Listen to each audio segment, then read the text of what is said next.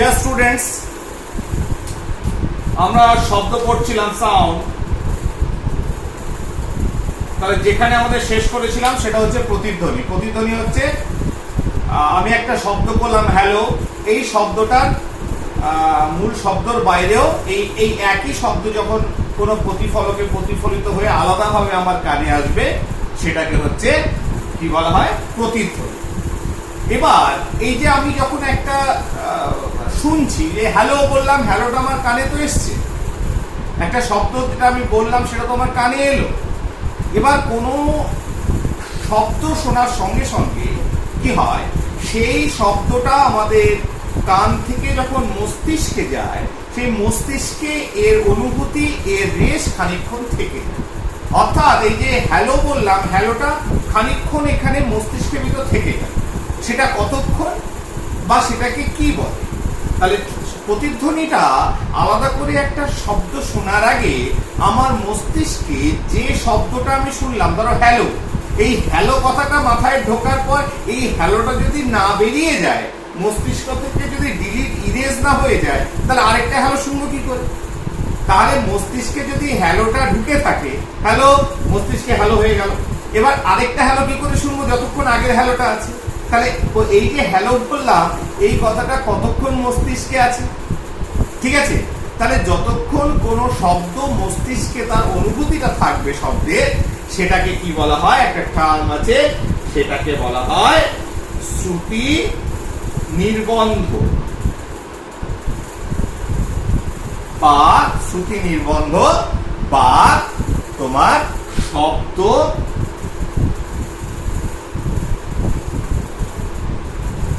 Nirbandha. persistence of sound, ঠিক আছে? তার মানে কোন শব্দ শোনার পর তার রেশ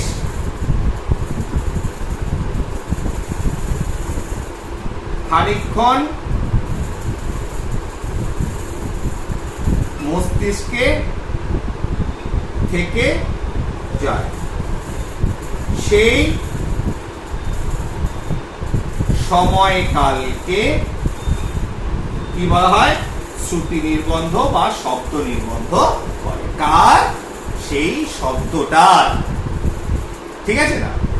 এইবার তার মানে একটা শব্দ, একটা সাউন্ড যখন আমি শুনলাম, তখন তার রেশ খানিকক্ষণ মাথায় থেকে যায়। সেটা যতক্ষণ না বেরিয়ে যাচ্ছে, আরেকটা সাউন্ড আমি আলাদা করে শুনবো না।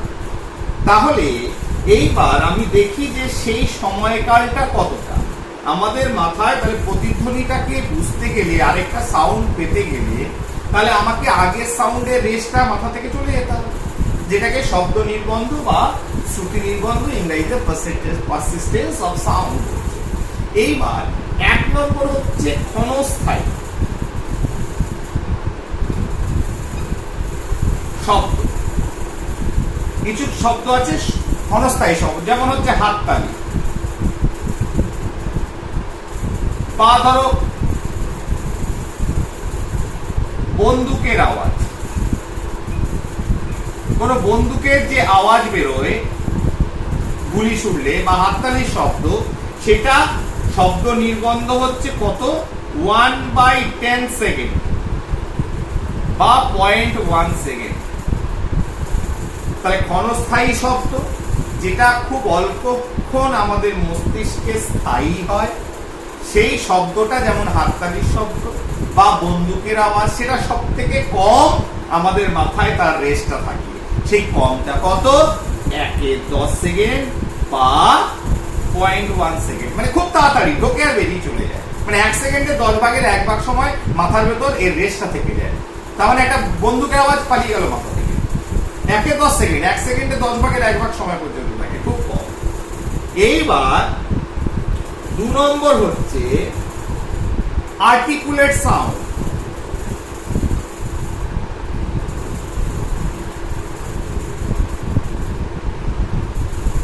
আর্টিকুলেট সাউন্ড মানে যেটাকে বলেছি বোধগম্য,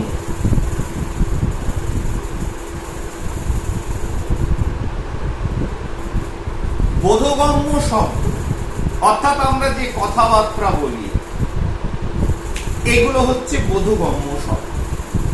সেগুলো তো একটা বাক্য, তার ভিতর যে শব্দগুলো দিয়ে বাক্যটা তৈরি, এক একটা ওয়ার্ড, এক একটা অক্ষর, সেগুলো হচ্ছে সেখান থেকে বেরোয় হচ্ছে আমাদের বোধগম্য শব্দ। এরা কিন্তু ক্ষণস্থায়ী শব্দের মতো এত কম সময় এদের শব্দ নির্বন্ধ নয়।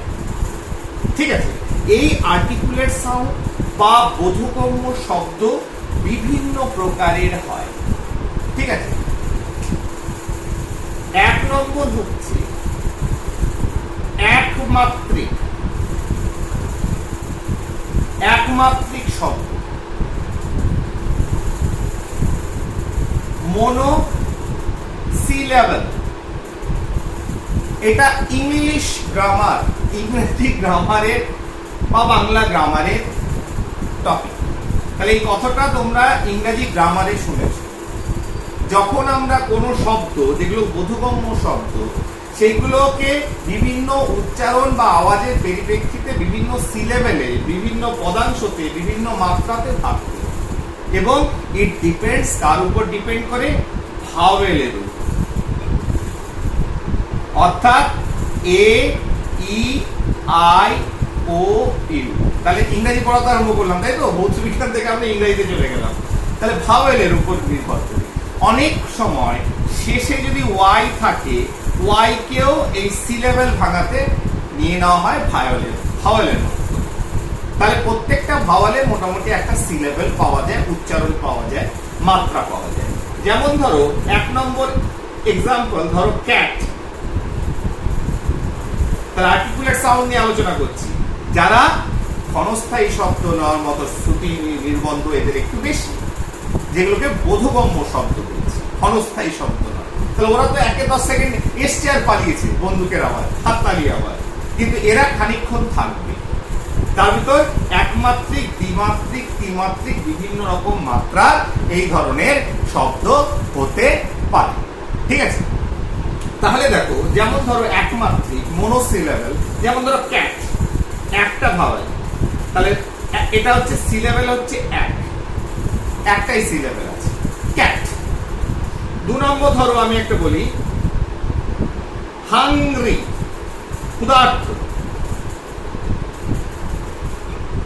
তাহলে আমরা দুভাবে ভাগ করছি, সরি, দেখো এখানে একটা ভাওয়েল আছে, তাহলে হাং, ওয়াইটাও এখানে ধরে নিচ্ছি, গ্রি, হাংরি। তাহলে সিলেবেল হচ্ছে দুটো মাত্রা। 3 নম্বর ধরো বিউটিফুল। তাহলে দেখো বিউ, ই এ কিন্তু এখানে ঢুকে গেল, বিউ, বি ইউ ভাবে ধরে নিচ্ছে, বিউ। এখানে একটা টি, ফুল এখানে একটা, তাহলে এর মাত্রা হচ্ছে 3।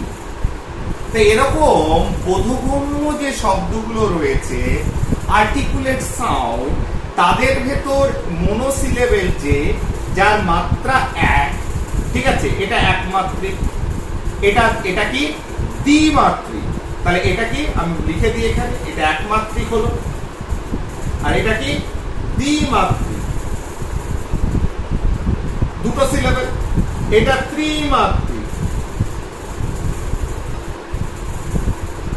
ঠিক আছে, তাহলে এরকম ভাবে যত বেশি মাত্রা হবে তার শ্রুতি নির্বন্ধ তত বেশিক্ষণে মাথায় থাকবে। যেমন ক্যাট, ক্যাট আমাদের একটা শব্দ, ক্যাট কেউ বললো, তাহলে সেই রেসটা কতক্ষণ আছে?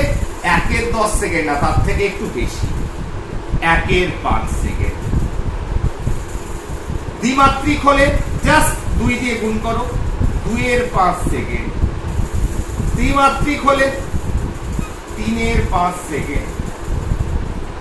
এইভাবে এই অডিবল, আর্টিকুলেট যে বোধগম্য শব্দ, সেগুলোকে আমরা ভাগ করেছি। এইবার শব্দ নির্বন্ধ কেন হঠাৎ করে তোমাদের বললাম, তার পেছনেও একটা কারণ আছে। কারণটা কি? সময়টা একটু দেখে নিই, হয়ে যাবে। তার কারণ, এবার আমি প্রতিধ্বনিতে আছে। তাহলে এখানে একটা মানুষ রয়েছে, সে মুখে বা হাততালি দিল, সে কি করলো? হাততালি দিল। এখানে একটা প্রতিফলক আছে, তাহলে এখানে যদি সে হাততালি দেয়, তাহলে এখান থেকে প্রতিফলিত হয়ে কি আসবে? তার কানে আসবে। তাহলে এখান থেকে প্রতিফলিত হয়ে যখন তার এখান থেকে আওয়াজটা যাচ্ছে, প্রতিফলিত হয়ে আসছে, তাহলে প্রথমে যখন সে আওয়াজ করলো, তাহলে সেই আওয়াজটা এখানে প্রতিফলিত না হয়েও এখানে শুনতে পেল। তাহলে প্রথমে হাততালি দিল, হাততালি দিলে সেই হাততালির রেশ এই মস্তিষ্কের ভেতর ছিল হচ্ছে 10 সেকেন্ড। এবার এই 1-10 সেকেন্ডের ভেতর যদি এ প্রতিফলিত হয়ে আওয়াজটা চলে আসে, তাহলে একটা তো সাউন্ডের স্পিড রয়েছে, তাহলে শব্দের যে গতিবেগ, এখানে হাততালি দিল, প্রথমে যে আওয়াজটা করলো, হাততালি দিল, আমি শুনতে পেলাম। এবার তার সে যখন প্রতিফলিত হয়ে প্রতিফলকে এলো, আগের সাউন্ডটা যে 1-10 সেকেন্ড আছে, ততক্ষণের ভেতর যদি আরেকটা সাউন্ড আসে, তুমি তাকে কি আলাদা করে শুনতে পাবে? তার মানে হ্যালো, আওয়াজটা শুনলাম, সেই হ্যালোটা প্রতিফলিত হয়ে ওই হ্যালোর মাথা থেকে বেরোতে না বেরোতে যদি আরেকটা হ্যালো চলে আসে, তাহলে দুটো হ্যালোকে পার্থক্য করতে পারবে না, তাহলে সেটা প্রতিধ্বনি হবে না। ঠিক আছে, বোঝাতে পারলাম? তাহলে আমি হাততালি দিলাম, সেই হাততালি আওয়াজ তো আমি শুনে নিলাম, এবার প্রতিফলিত হয়েও তো হাততালির আওয়াজটা আসছে।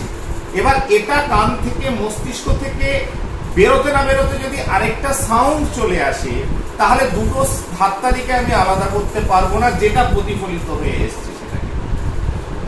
তাহলে আমাকে সময় দিতে হবে, কি মিনিমাম এই দুটোর ভিতর এমন একটা ডিস্টেন্স রাখতে হবে, যাতে প্রথম শব্দটা, হাততালির আওয়াজটা, যেটা ক্ষণস্থায়ী শব্দ বা বন্দুক ফাটানোর আওয়াজটা মাথা থেকে বেরিয়ে যাওয়ার পর যেন প্রতিফলিত হয়ে আসে, তাহলে আরেকটা সাউন্ড আমি শুনতে পাবো। এটাই তো প্রতিধ্বনি, যে মূল শব্দ থেকে পৃথকভাবে যখন কোনো শব্দ শুনতে পাবো, সেটাই হচ্ছে প্রতিধ্বনি। ক্লিয়ার? তাহলে সেটা যদি হয়, তাহলে সাপোজ এদের ভিতর ডিস্টেন্স হচ্ছে d, এবং এদের ভিতর ডিস্টেন্স কি, দূরত্ব হচ্ছে d, তাহলে এটা প্রতিফলিত হয়ে যে এই পথটা যদি ট্রাভেল আপ করে আসে, তাহলে মোট এদিক থেকে এদিক যদি d হয়, তাহলে এদিক থেকে এদিকে আসতে হচ্ছে আরেকটা d। টোটাল কতটা ডিস্টেন্স কভার করছে শব্দ? 2d পরিমাণ। ঠিক আছে, কত d পরিমাণ? 2d পরিমাণ। এবার ধরে নাও যে এখন এই মুহূর্তে যে এক্সপেরিমেন্টটা করছি, সেখানে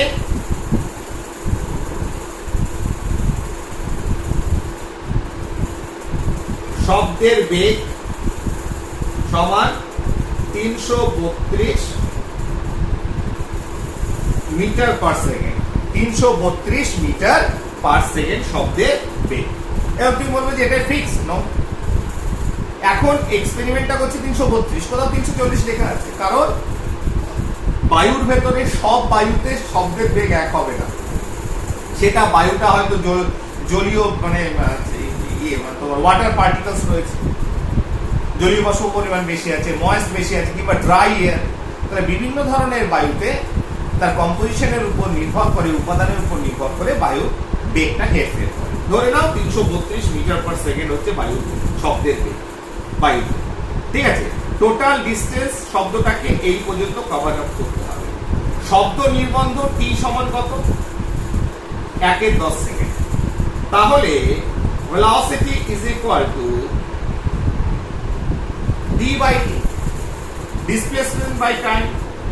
ঠিক আছে, সেটা যদি হয়, তাহলে তোমার ভেলোসিটি কত দেওয়া রয়েছে এখানে।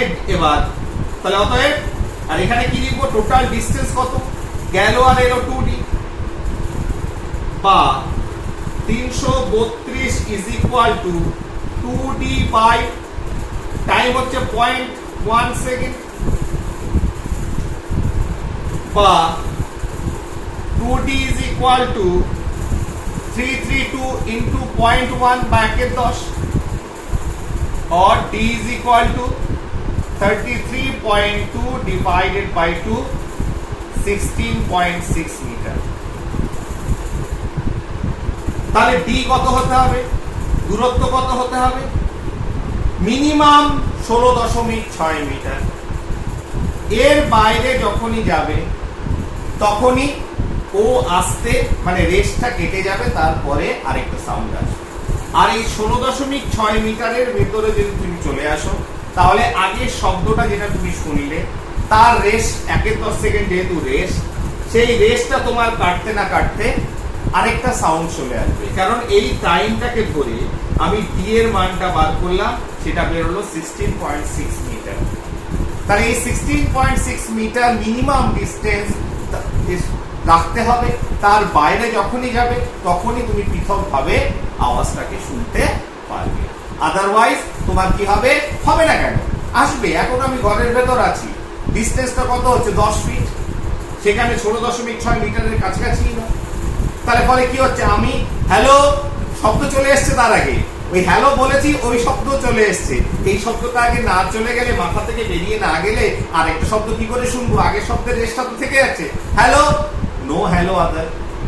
বা হাততালি দিচ্ছি, এখানে আলাদা করে হাততালি আসছে না। কেন আসছে না? কারণ এই হাততালির শব্দটা এলো আর প্রতিফলিত হয়ে গেলে একসঙ্গেই চলে এলো। ওকে তো আসতে আলাদা করে আসতে সময় দিতে হবে, যাতে এই আওয়াজটা এখানে এলো, আরেকটা আওয়াজ আমার কানে আসবে।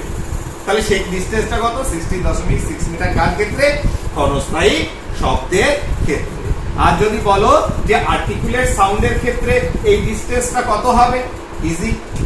তার মানে টি ইজ ইকুয়াল টু, ধরো মনোসিলাবল ক্যাট, ফর ক্যাট একটা আওয়াজ করলাম, মুখ দিয়ে শব্দ বার করলাম ক্যাট। ক্যাটের জন্য মিনিমাম কত ডিসটেন্স না হলে প্রতিফলিত হবে না? T is equal to 1/5 second. ঠিক আছে না? Velocity is 332 metre per second. ঠিক আছে, distance is equal two 2d আমি ধরে নিয়েছি। তাহলে v ইজ ইকুয়াল টু তোমার d by t, 2d by 0.5। ঠিক আছে, therefore 332 is equal to 2d by 0.5. 2d is equal to 332 into 0.5. d is equal to 332 into 0.5 by 2. ঠিক আছে, এখানে একটা ভ্যালু আসবে কত, মোটামুটি 33.2 মিটার। তাহলে দেখো 33.2 মিটার কত আসছে, 33.2 মিটার। তাহলে 33.2 মিটার এই ডাবল হয়ে গেল। তারপরে যেহেতু সাউন্ডটা 1/10 সেকেন্ড ছিল, এখন আছে 1/5 সেকেন্ড, তারপরে তার দ্বিগুণ পরিমাণ সময় ধরে ক্যাট, আমি বললাম ক্যাট, তাহলে ক্যাটটা কতক্ষণ থাকলো, 1/10 সেকেন্ড ছিল ক্ষণস্থায়ী শব্দ, এটা তার দ্বিগুণ পরিমাণ থাকলো।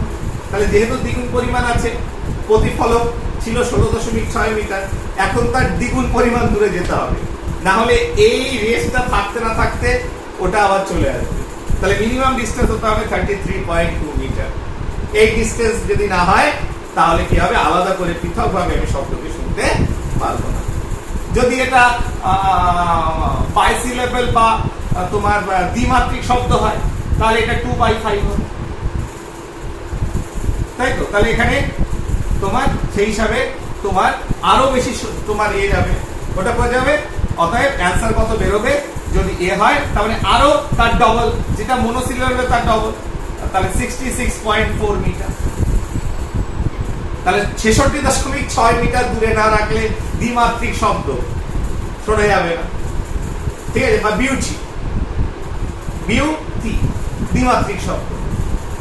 ঠিক আছে, বা হাংরি, হাংরি জোরে বললাম, সেটাকে আলাদা করে হাংরি শুনতে গেলে মানে সেটা আরো বেশি সময়, মানে যতক্ষণ একমাত্রিক শব্দ কানে থাকছে 1/5 সেকেন্ড, তার থেকেও বেশি, তার ডাবল পরিমাণ 2/5 সেকেন্ড পর্যন্ত থাকছে।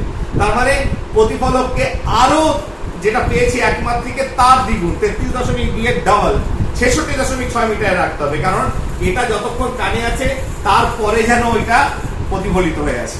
ক্লিয়ার? মোটামুটি তোমরা মানে ইউ আন্ডারস্টুড যা মানে প্রতিফলনের তোমার কি বলে প্রতিধ্বনি ব্যাপারটা বুঝতে পেরেছ।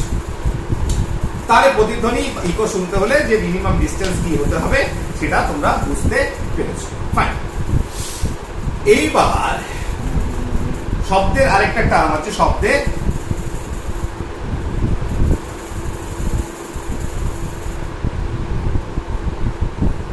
বানানটা দেখে দিই,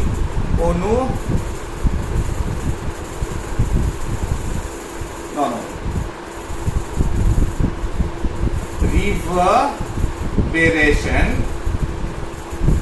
অফ সাউন্ড। এটা কিছুই নয়, ধরো এই যে প্রতিধ্বনি হচ্ছে, ইকো তৈরি হচ্ছে, একটা হল ঘরে কোথাও মিটিং হচ্ছে, তখন দেখবে ইকোটা পর পর পর পর এসেই যায়, ইকোর একটা রেস চলে আসে। যেমন শ্রুতি নির্বন্ধ একটা শব্দের রেস থেকে যায় কানের ভেতর, এখানে ইকোর রেস যখন থাকবে তখন কি হচ্ছে, ব্যাপারটা ভালো লাগবে না, মাথা ধরে যাবে। দেখবে শব্দ একটা হল ঘরে যদি এরকম শব্দ বারে বারে প্রতিফলিত হতে থাকে তখন একটা ক্লামজি, একটা অদ্ভুত সাউন্ড তৈরি হয়। ইকোটা রেস অনেকক্ষণ ধরে থেকে যায়, প্রতিধ্বনি রেস অনেকক্ষণ ধরে থেকে যায়, সেটাকেই বলা হচ্ছে শব্দের অনুরণন। ঠিক আছে না? এবং এটাকেই তোমার যাতে এটা না হয়, ইকো যাতে না হয়, ধরো একটা বক্তা বক্তব্য রাখছে, সেখানে যদি চারিদিক থেকে বিভিন্ন রকম শব্দ আওয়াজ দেওয়াল থেকে প্রতিফলিত হয়ে আসতে থাকে এবং তার রেস অনেকক্ষণ ধরে থেকে যায়, তাহলে তো মূল বক্তব্যটাই শুনতে পারবো না। সেই জন্যই বড় বড় অডিটোরিয়ামে বিভিন্ন মেটেরিয়াল, বিভিন্ন কার্পেট, দেওয়ালে মোটা মোটা পর্দা, বিভিন্ন জিনিস ব্যবহার করা হয় যাতে এই ধরনের শব্দের অনুরণনটাকে কমানো যায় এবং একটা ক্লিয়ারলি একটা বক্তৃতা বা কোনো কিছু আমরা শুনতে পারি। নাথিং এলস, এটা তেমন কিছু ইম্পর্টেন্ট ইস্যু না। ঠিক আছে, ফাইন। এরপরে চলে যাই, যা আছে পরপর বই থেকে এগোই। এরপরে যেটা রয়েছে শ্রুতি গোচর শব্দ, audible sound.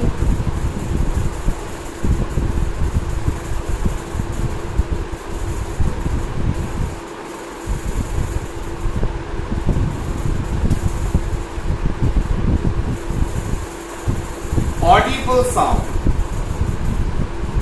or sonic sound।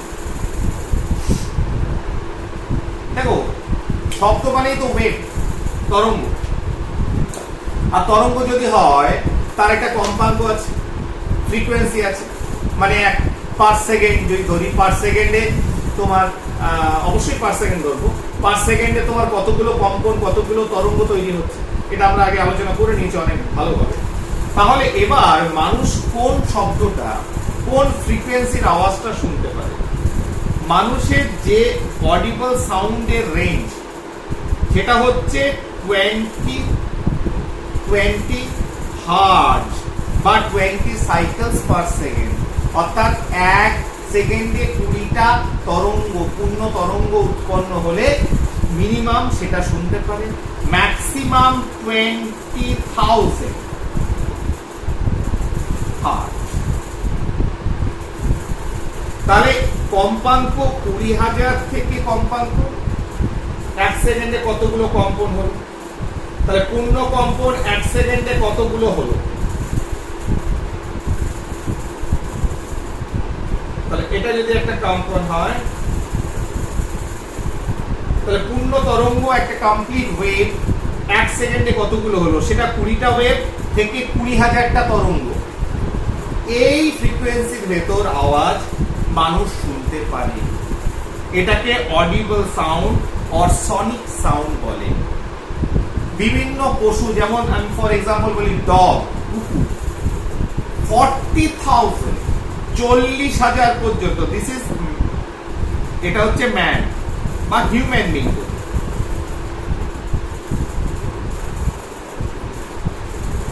Human being can here কোন রেঞ্জে? 20 হার্টজ বা 20 সাইকেল পার সেকেন্ড থেকে 20,000 হার্টজ, যেটাকে অডিবল বা সনিক সাউন্ড বলে। ঠিক, আর কিছু না। তাহলে এর বাইরে কি সাউন্ড হয় না? হয়। তাহলে এর বাইরে, তাহলে এটা যদি লিখি,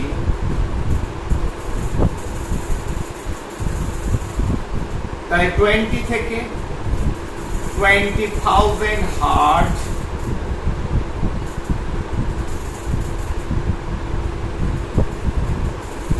অডিবল। ঠিক আছে, এরপরে যে টার্ম আসছে 2 নম্বর, শ্রবণেত্তর শব্দ।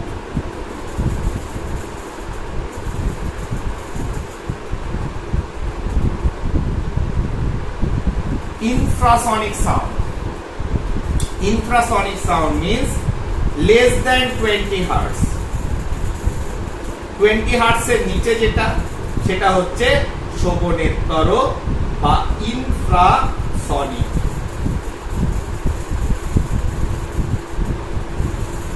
অর্থাৎ যার কম্পাঙ্ক ফ্রিকোয়েন্সি 20 হার্টজ এর থেকে কম তাদের বলা হয় ইনফ্রাসনিক বা শ্রবণেত্তর শব্দ। ঠিক আছে, যেমন হাতি, গন্ডার, তিমি। তাহলে কি হচ্ছে, যেমন ধরো হাতি, গন্ডার, তিমি, এরা কি করে, এই ধরনের ইনফ্রাসনিক সাউন্ড বার করে, যেটা আমরা শুনতে পাই না। আর যদি 20,000 হার্টজ এর বেশি হয়, ঠিক আছে, তাদের কি বলা হয়, আল্ট্রাসনিক।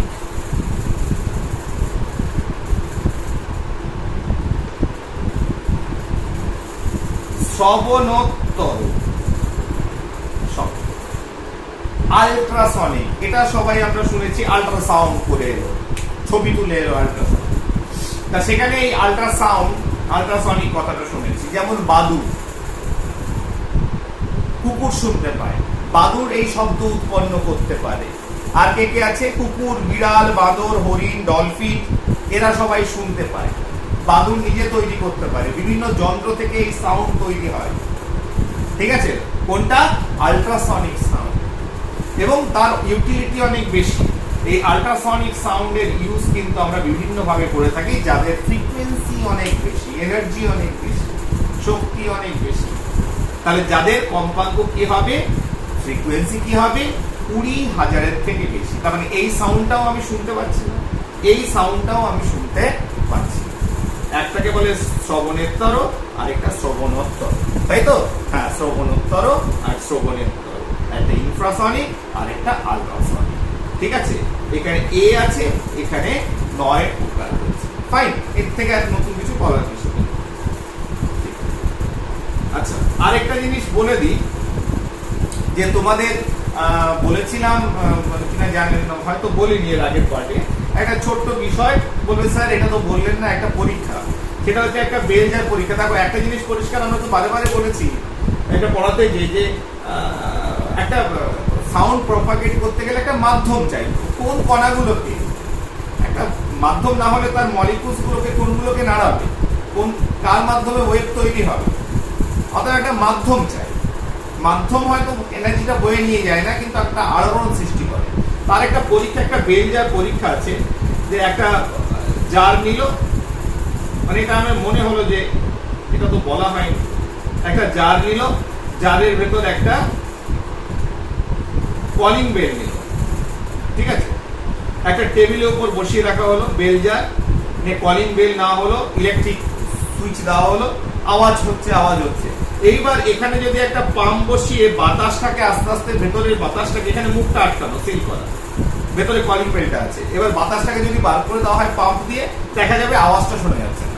তার মানে কি, বেল জারের ভেতর তার কোনো মাধ্যম পেল না সাউন্ডটা বাইরে বেরিয়ে আসতে।